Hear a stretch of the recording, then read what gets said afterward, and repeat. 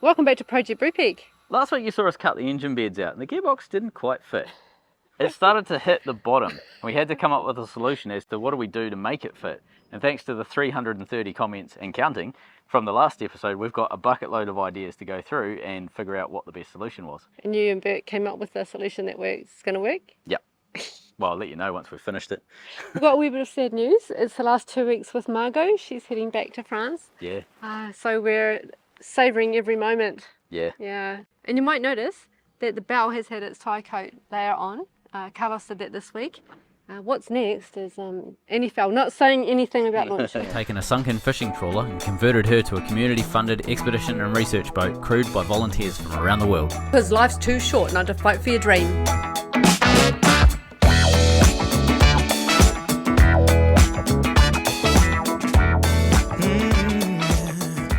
Alright, mission move engine is happening now.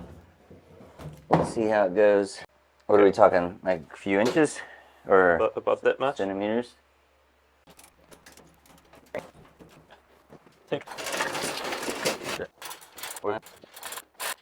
Yep.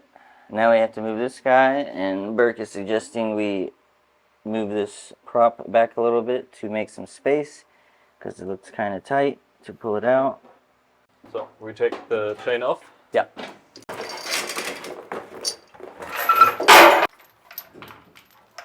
So we can get rid of height by hooking them together like that and get something in the middle.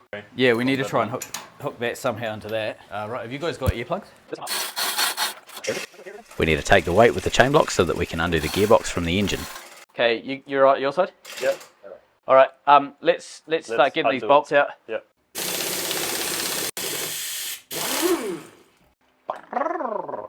Leave one at the top. Yep. And we'll take the bottom ones out, and then we can crack that out. Yep. Maybe.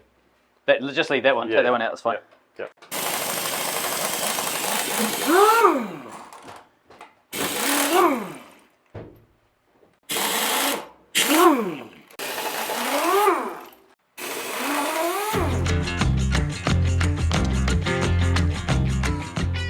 Binding up on something. So when we put it all back together, I'll run a tap down all of them, clean them all up, and I'll maybe even shorten those bolts, like take 5 mil, maybe 1/4 inch off each bolt, just so that it doesn't hit something. Yeah, I'm clear on the bottom. Just do a double check before we pull that off. I don't see any. Pretty sure we're okay. Yep, we're good.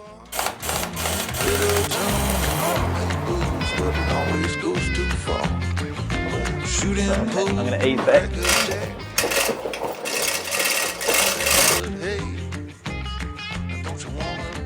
Yeah.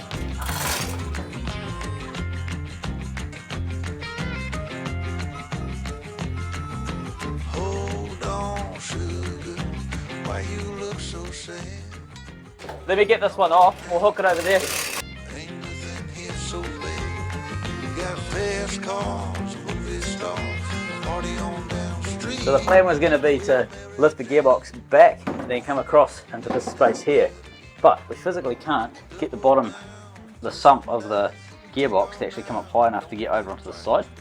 There's not a lot of stuff on the side of the roof here to be able to pull it. So what we're going to do, stacks and stacks and stacks of timber, build basically a stand right at the back, and we're going to sit the gearbox above the prop shaft. We don't want it sitting on the prop shaft, so we're going to block it all up and make a little castle thing for it to stand on.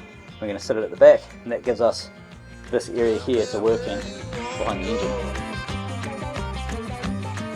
Baby, I don't work down there anymore. I think that's alright. Let's just try it. Down. Shake test. Oh man, that's in there. Yeah, that's not going anywhere. There it is. So that's our working space. What we need to do now is come right in here, and we're going to cut right around the perimeter of this sort of square that you can see in the bilge here. We're also going to flatten the top of this bulkhead off. So if we come right down, let's climb in the hole. So the gearbox sump was hitting right there. You can sort of see there's a wee bit of shininess just on that steel there. And just over here as well, it was hitting there, so you can see the paint was tipped off on that area there. That was basically getting smacked by the gearbox as well. So there's no way that we could have gained enough clearance by shaving this down or trying to modify the floor as it was. The gearbox was just physically too big. We might have been able to get it to the stage where we had 1 millimeter, 2 millimeters of clearance, but that's just not enough. Like if we drop tools down here, we get anything caught, it's stuck for life, and it risks sacrificing the alignment of this. So this, because we're solid mounted, we have to get this alignment as absolutely good as humanly possible. And if we're compromised in any way down here because we're touching, that's out. If the engine was rubber mounted, it might be slightly different. You could lift the engine up, you could have a universal joint, you could do other things. We're not like that. Commercial boats don't often have rubber mounted engines. They're often solid mounted, and they need to have the alignment absolutely bang on. So the next job in the process of getting the engine and gearbox aligned in Brupeg is cutting that floor of the bilge out. It sounds dramatic.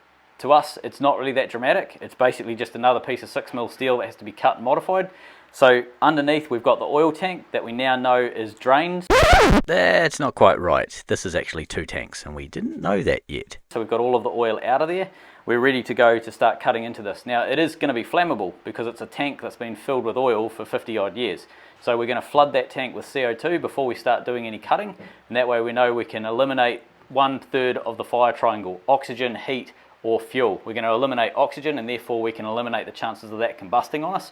Once we've done that, we can cut into this tank, get that piece of steel out, and we're in a much better position then to ventilate the tank, give it a clean out, check that there's no damage in there. There won't be, it's been filled with oil, be fine. But then also modify the shape and get the gearbox to fit down in there. What we need to do is figure out if this is 1 or 2 tanks. And what we didn't realise is when we put the gearbox here, the only way to determine that is if the bung that's down here is actually the drain bung for this potential front tank. Let's hook it sideways. Yep. How sideways can you go before you hit stuff? Quite a bit more. Okay. Give it heat.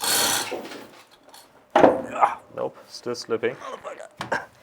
Yep, slip. I'm not seeing. Yeah. I reckon it's 2 tanks. We've got pressure. Yep. Yeah. That seems pretty dry. Pretty dry, yeah. Right, let's see if we've got an oil puddle. That's a cool sign if we've got air. Yep. And dry actually might mean that it's not that much oil in there. Yeah. Although it has been sitting on the hard, the boat's been on the hard for 10 years, so Yeah. could have all run down. Alright. Okay. Here we go. Come on, get past there. Okay. Push it all the way down until it sort of stops, and then we'll just dipstick it. I don't think it's gonna stop, to be fair. No, just pull it out. That is Bone really dry. Absolutely bone dry. Yeah, I guess we can just cut into it. Interesting. While Burke and I have been in the engine room, Carlos has been on the outside of the boat getting some of the last hull prep done so that we can launch. This is the plate that we replaced on the side of the boat about sort of 6 weeks ago. We need to get this ready so that we can sandblast it, paint it and get it ready to go for top coat to be on there before we launch. So these tags have to come off, and there's quite a bit of grinding to clean this area up.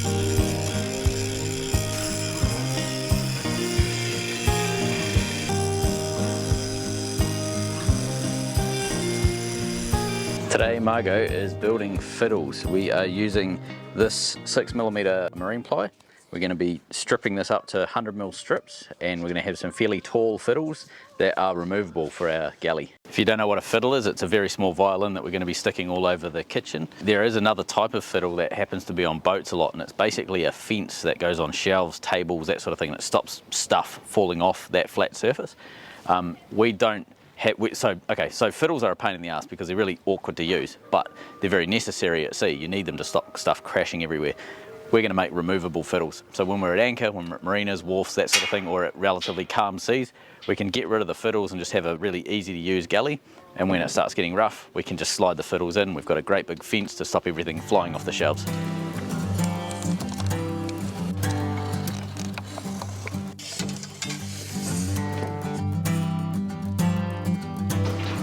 So with the various different sizes marked out, we're then able to go through with the skill saw and start stripping these down.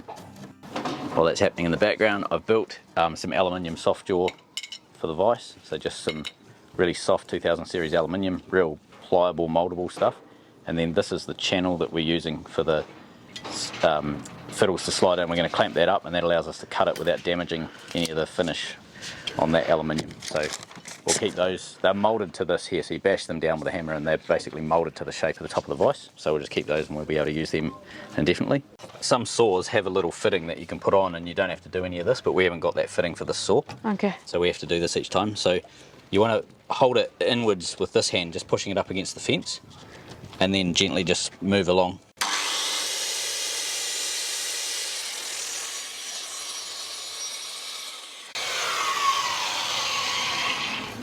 And that'll be perfectly straight.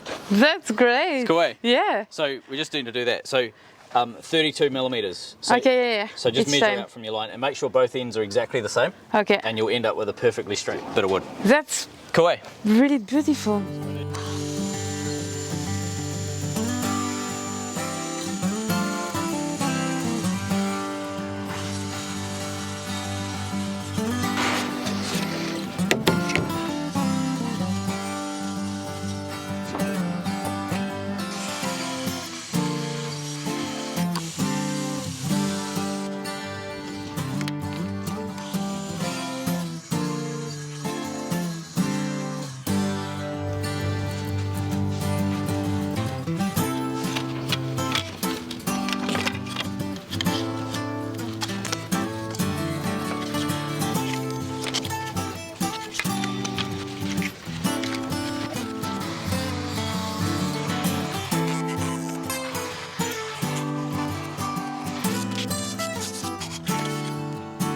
The resin that we're using to protect this plywood is West System epoxy, mainly because it's incredibly easy to use with the pump applicator.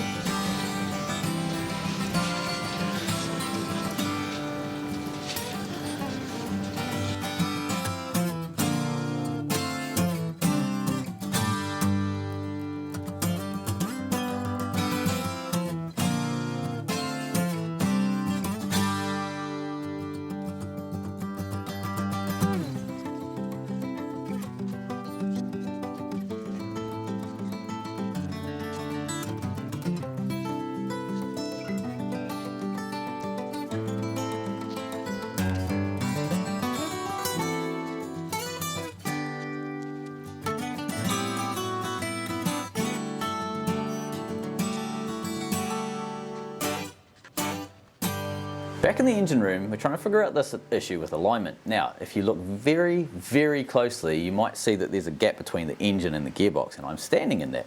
And there's a specific reason for that. Why don't we do what was common in the car world, where you sort of chop and change a sump, you move it, you put a bit more volume at the front, you take some out of the sides, that sort of thing. Kind of like what you do when you're putting an engine in a car that was never designed for a V8 into a tiny little car, something like that. That's a great thing to do in the automotive world when you've got a tin sump. However, the sump on this thing is a cast steel sump. It's probably 3/8 of an inch, 10 mil thick. It's a stupidly heavy sump. It's a solid lump of metal basically, but all the gears and everything sort of hang down into it. It's not like a car sump where it's essentially just a reservoir of oil. It's actually an integral part of the gearbox. So it's not like we can modify the sump on the gearbox in order to gain clearance. So that stops us from being able to touch anything in this part of the gearbox, and then it comes back to modifying the boat to fit the gearbox. So if we drop the gearbox down to get the alignment, we end up hitting here. We grind this 10 mil that we've got available here down. We might end up with, say, 10 mil clearance if we're lucky over here, but then this corner here starts smacking into the bottom of the floor. So we can heat the floor and dimple it. That was another suggestion that was quite popular. So let's say we go to the effort of grinding that little stub of a bulkhead down. We push the engine as far forward as we can get. We might be able to get maybe 50 mil, a couple of inches before it starts to get too annoying at that end of the engine. We can't walk across the front easily, etc. Becomes unsafe to walk across the front. Let's say we heat the floor up and we dimple it down. We might gain, I don't know, 20 mil. Let's say we do a good job of smashing that floor down. We gain 20 mil. At the end of all of that, you've still kind of left with a compromise, because you basically don't have enough room to work under it. You've got a really tight situation. Your sump bung is the lowest possible part of that gearbox. So one thing we are going to be doing, we're not going to be leaving the sump bung in for when we do oil changes. We're going to be putting a little right angle fitting with a pipe coming up to a pump, so that we can evacuate the sump without having to take a sump bung in and out. So that side of it is no problem. We don't have an issue if we don't have a lot of clearance there because of that solution we're going to do. But that will push the sump bung out a little bit from its original place, which again makes the clearance issue worse. So we're dealing with a number of compounding factors that make that overall a difficult solution, but also not a great solution at the end. Even if we do it all good, we're still not left with a great solution. So the brutal solution, which was, so if I'm really honest, it was my initial, as soon as I saw this scenario, I thought, got to cut the floor out. And I think that that's the best solution because we'll end up with about 50mm clearance, or, you know, right underneath the gearbox. Now, I need to maintain, I don't want to dip it lower than the rest of the bilge because I need to maintain drainage. I don't want to have a separate friggin' bilge pump just in this one part of the boat. That would drive me insane. I'd rather engineer it so that it all runs to the front like it is right now. So I have a solution for that.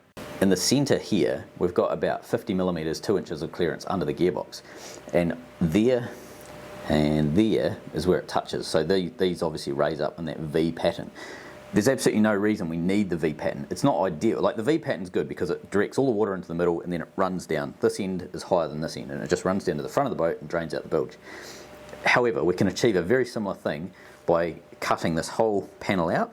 I've got one piece of steel that'll just fit down in there, and then we can essentially create the same height at that end as we have at that end, so that it'll maintain that current height. It'll drain from left to right, and then these areas here will just be pushed down about 2 inches. So we're going to end up with essentially a flat floor, but the same clearance as we have in the middle, which is more than enough. And all of this comes back to aligning the engine. So Brupeg does not have a flex joint between the prop shaft and the gearbox, and it won't have a flex joint. We're not putting one in, and it also doesn't have rubber mounts on the engine. So a lot of people seem to have the misunderstanding that we have a flexible mounted engine. We don't. We have a solid mounted engine. Our engine mounts a 16mm steel plate. The amount of movement you're going to get in this engine when it starts up, when it bounces around and that sort of thing, you're talking, thou, not millimeters. So it just doesn't move. And that is a completely normal way of doing it in the commercial world. Flex mounts are great for reducing vibration and reducing noise and things like that, but they have a lot of disadvantages when you start to operate them in a commercial way. So most commercial boats don't have flex mounts. Some do. There's always going to be some random boats that do, but most don't, like tugs, trawlers, ships, all that sort of stuff. They're all solid mounted, and it's industry norm to do that. And that's why we've stuck with that. But what that means is our alignment has to be absolutely bang on. If you've got a drivetrain system that allows misalignment, so universal joints allow a little bit of misalignment. In fact, you're supposed to have at least 2 degrees misalignment to keep the universal joint working. Python drives are another one that can do that. What else we got? You can have flexible couplings in between, which is basically like easily thinking of it like a big sheet of rubber in a way, is between your prop shaft and your gearbox, and it allows for a little bit of flex and misalignment and things like that. All of those are acceptable to have your prop shaft pretty darn close. When you're solid mounted, you have to have it absolutely bang on. There's no room for error. So we have to have our gearbox output shaft absolutely perfect to our propeller output shaft. We can do that with solid mount because the engine and gearbox just don't move. You can align them perfectly. If we had rubber mounts in there, then that changes. So having minimal clearance, if we did a solution where we just basically push the floor down, grind some clearance, etc., having minimal clearance puts us at risk at not being able to align the engine properly, because we get it close and it's just touching on one side or something like that, we've got no more movement. So that's it. Whereas if we cut that floor out, we've got 50mm of clearance, so 2 inches of clearance. So there's no doubt that we can get it perfect in that situation. One final comment that I want to touch on. There was a number of people that were nervous about the amount of steel that we're taking out of the boat and it losing structural rigidity. And absolutely, that's a fair comment. If you don't understand what the design is that's in my head, I didn't explain it well enough, but if you don't understand what the design is in my head, you'd think, crikey, he's taken a heap of material out of there and I can't see that it's going to have that strength retained in there. But you absolutely have my word that we will be putting more heavier steel back in the boat than what we took out. So it will be stronger once we're finished than what it ever was before. The issue that we have is there's no physical way for this gearbox to fit in this space if we left any of that original steel in. So we're just going to move the steel over a bit basically, but we're also going to be moving new steel that's thicker. All right, one last thing before I get into this. There was a number of people that commented we should have measured properly before we ordered this gearbox and order one that fits, and there was also some that said that we should try and change the gearbox to one that's a smaller gearbox or one that's going to fit, or use the original gearbox that came out of Brupeg. Right, so I'll try and go through those as quick as I can. The original gearbox was underwater for 2 months, and all of the aluminium parts on it evaporated in the seawater, and I believe that gearbox has now been melted down and it's probably some sort of metal trinket somewhere, so that's out. The second gearbox that we had in here was rated to 280 horsepower. This engine's 366 horsepower. So we would have blown that gearbox up had we left it in. So that one was out. So the next thing comes down to this gearbox. This is in Ep.313 by Advance. Advance is the brand name. This is rated to, with this coupling, this is rated to 480 horsepower. So more than enough. Continuous rated to 480 horsepower. So more than enough for what we've got here. You can get smaller gearboxes, like physically smaller gearboxes. Twin discs and some of the other gearboxes are smaller, and you know, Brupeg obviously had a gearbox that fit beforehand when they had the 400 horsepower Caterpillar in here. However, when we were looking for a gearbox, the cheapest twin disc that we could find was $35,000. It was second hand. It needed a rebuild, which was probably about $10,000, and it was a 2-to-1 ratio, so we'd have to buy new parts internally that change it to a 4-to-1 ratio, which is what we need. So that's probably, say, 50 grand all up to do that. This brand new gearbox that was funded as part of the GoFundMe by our patrons and our viewers and supporters cost us $6,800 Australian, delivered to Brupeg. So extraordinarily good value for money. It comes with a guarantee. There's plenty of commercial boats using these gearboxes, so I have absolutely no concern about using these gearboxes. We can't justify spending $50,000 on a gearbox. And so it's, for us, it's easier to move steel than it is to move $50,000 into a gearbox. So that's the reason why we didn't bother measuring, because it didn't matter. This was the gearbox. It had to fit. Doesn't matter what else is going on in the boat. This is the option that we have for the gearbox only. So now that we've covered all of that, it's time to make this tank safe. Now, down here, you can see that bung right at the bottom. We have to open that, and it's got a 1-inch hex on it. So my solution is this. It's a impact socket with a 1-inch. It's a 1-inch impact socket that converts things down to 3/4. I'm going to weld something onto there and use that end of the impact socket so that I can actually open this bung. That's going to glue this together. So this is our special service tool now. It's basically a 1-inch socket upside down on a big bolt, and then we can hook our 3/4 rattle gun onto that and just undo it, hopefully.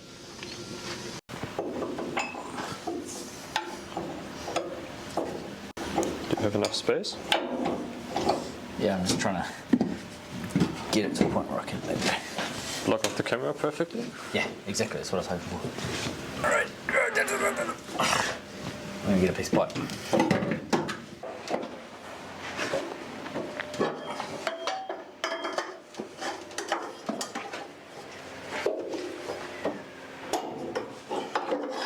What was that, the bolt?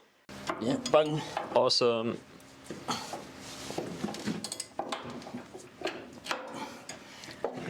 So we basically just need a special tool. One special service tool.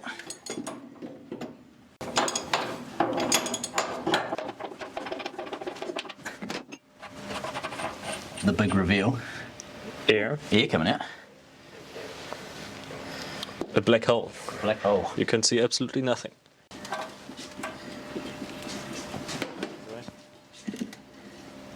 Oil. Oh, okay. Yeah, not much, but some.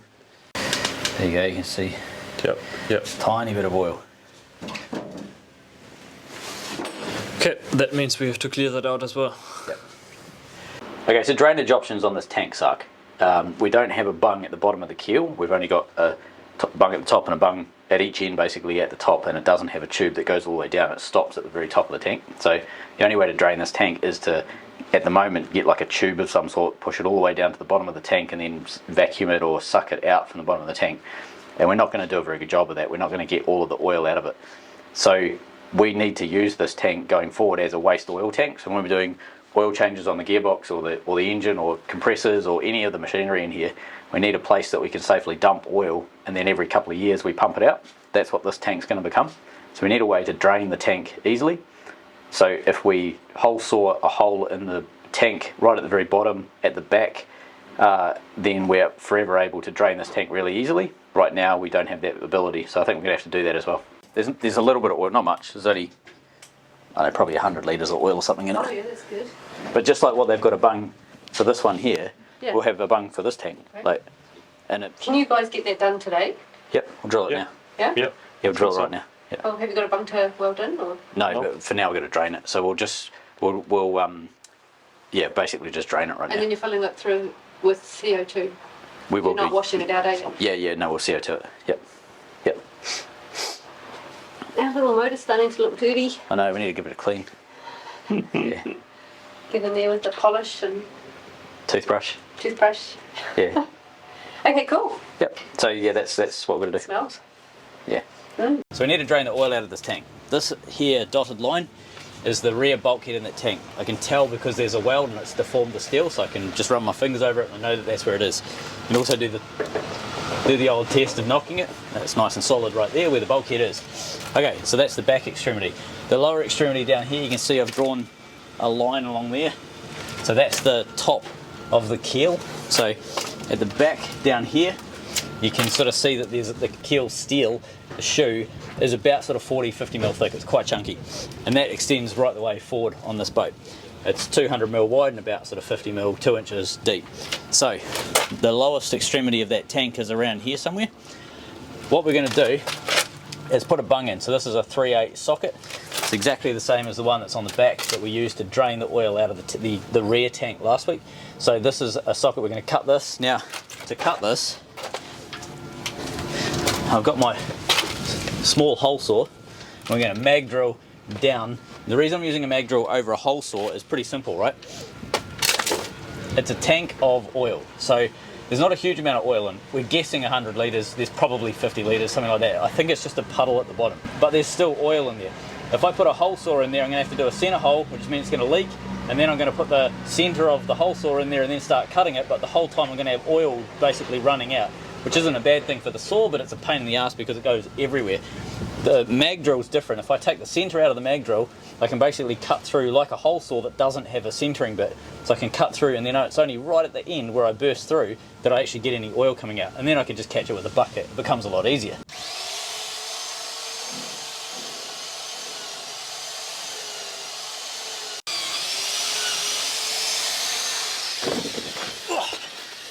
Bloody hell, that happened faster than I thought. Go, you sludgy thing, go.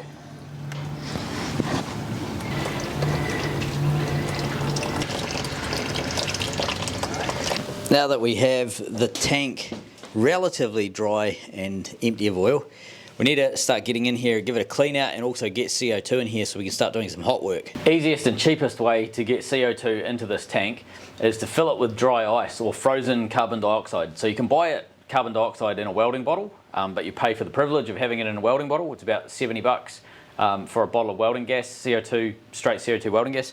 And you don't get a huge amount, you get, I don't know, 5 square meters of gas, something like that. If you buy dry ice, it's a fraction of the price. It's basically frozen carbon dioxide. It's a fraction of the price. You can cart it at home in a chili bin, an esky, or a cooler, I think they call it somewhere else in the world. And essentially it's little pellets of frozen carbon dioxide. And you can get it in the tank, then it turns from a solid back into a gas, and it fills that tank up with CO2. It's a really easy way of doing it. However, we can't do any hot work in the tank until we've got the CO2 in there, and getting the CO2 in there is difficult. We don't have any access ports, so we're going to hole saw one.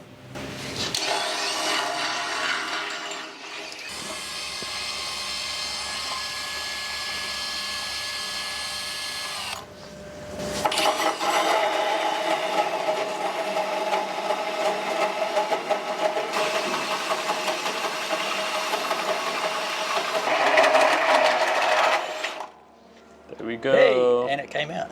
They've made it in 2 pieces. Yeah, can you see anything? Just black sludge.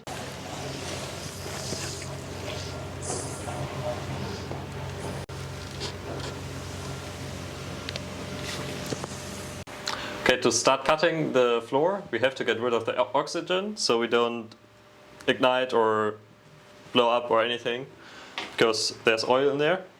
And to get rid of the oxygen, we're going to use dry ice that we put in there, and that will evaporate and transform into CO2. that's not flammable. And because CO2 is heavier than air, it will always go for the lowest point in the room, and so that we don't die, we installed a vacuum cleaner at the end of the room where the bilge is, the absolutely lowest point in the room, and that will suck any CO2 out of the room.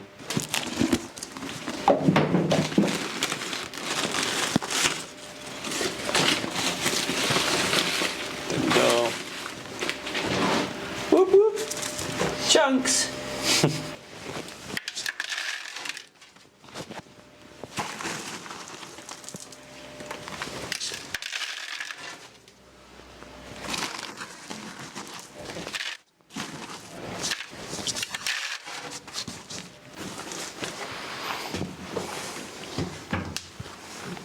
So we let the CO2 boil off for a bit, and a check that we have to make sure it's working is flame started and flame out. Flame started, flame out.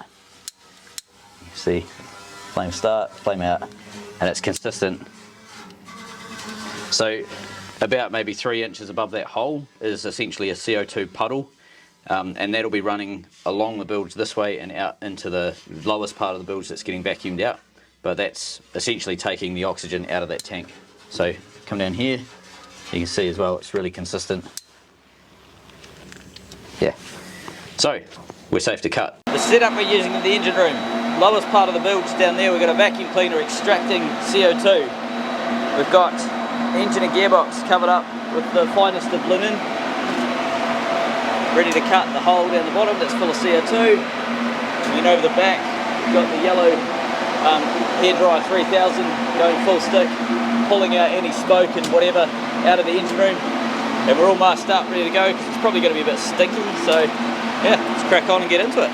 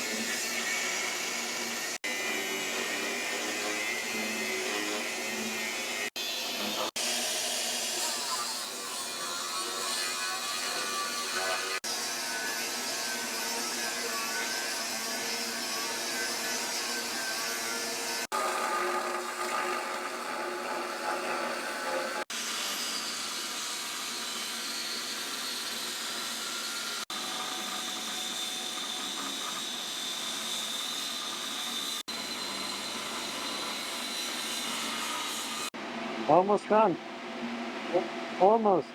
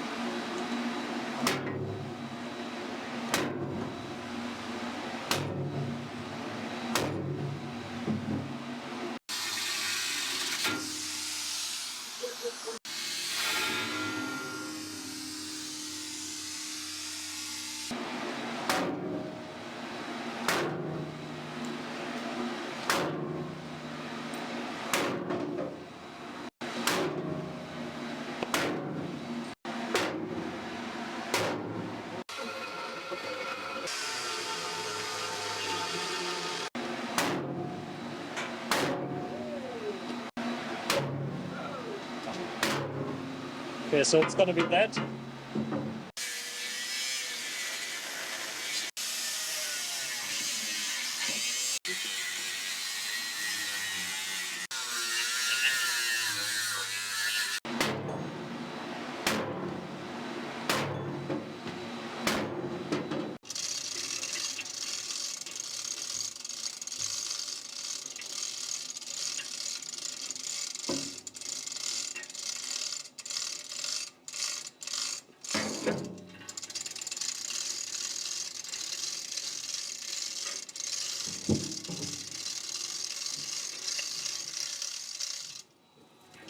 Hooray! Looks quite nice. A bit dusty. Looks clean with a nice coat of dust. Yep. A rare picture. Damien setting up stick welding. He thinks he has to prove that he can do it. That's a wild assumption. This has absolutely nothing to do with proving that I can stick weld, even though I absolutely do not like to stick weld. Although I can do stick welding if you look at the evidence here. It's mainly so that we have a thing that we can hook the chain block on to lift the floor out.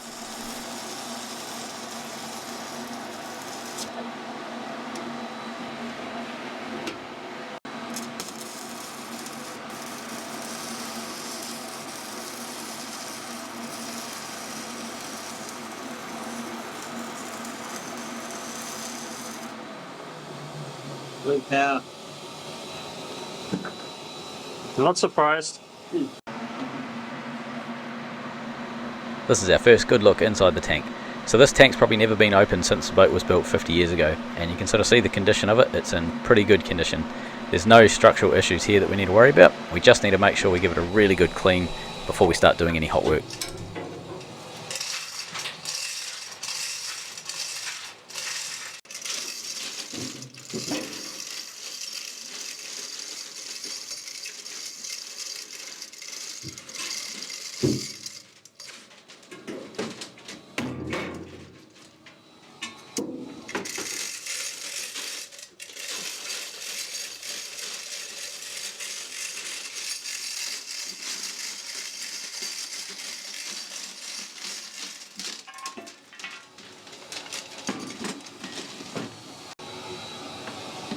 Here we go.